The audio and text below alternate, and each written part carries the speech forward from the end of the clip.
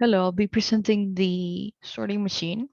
So the idea of this program is that we can sort the numbers that are inside of a file, and we don't only want to sort them sequentially.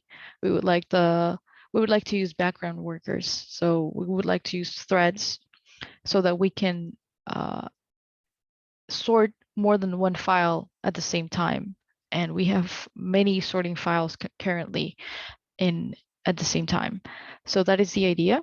In order to do this, we can choose the number of background workers that we want, the number of threads that we want to be sorting this text files. So in this case, I just chose 8 threads. And now if a user wants to sort a file, it has to drag the file to this point, and you can see how we have here the file name that is being sorted right now, which is 1.txt, the progress bar that indicates the progress of the sorting algorithm. In this case, it's quicksort, and the status of the sorting file. So in this case, is done, but before it said working on it. Now, if we open the file again, we can see that the sorted values are overwritten on the file. So we can now see that this file has been sorted. We can see the rest of the values here. Now, let's do it with another one just to show again how this data changes. So with 2, we have a different file name now. The progress bar indicates when it's done. And here we also have like the status flag. Now, let's try to do another example with number of files that is less than the number of threads that we have chosen. So we would expect this threads to run immediately. They don't have to wait, since there are non-busy threads that can take over these tasks. So let's choose these 4 files. Let's put them over here. And as you can see, the files are being processed concurrently at the same time. We can see the files that we chose, they are now ordered. Perfect.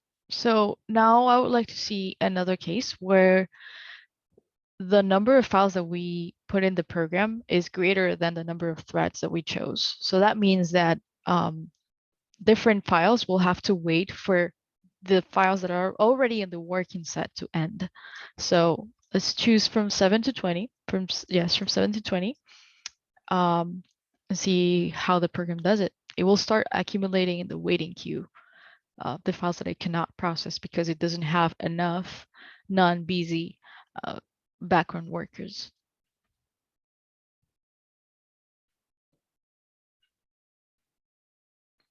So yeah, as you can see,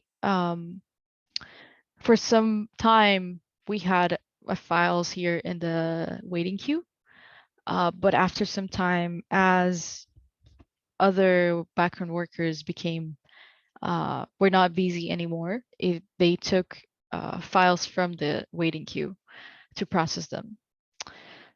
So yeah, now I would like to try a different number of threads just to show a little bit more how that waiting queue works. I will choose 3 threads, and now since I lost the original files, since the sorting algorithm overwrites them, I created a copy so that we can play with this data again. Now I will choose all the files, and I will just drop them here and see how the behavior of thread waiting queue works.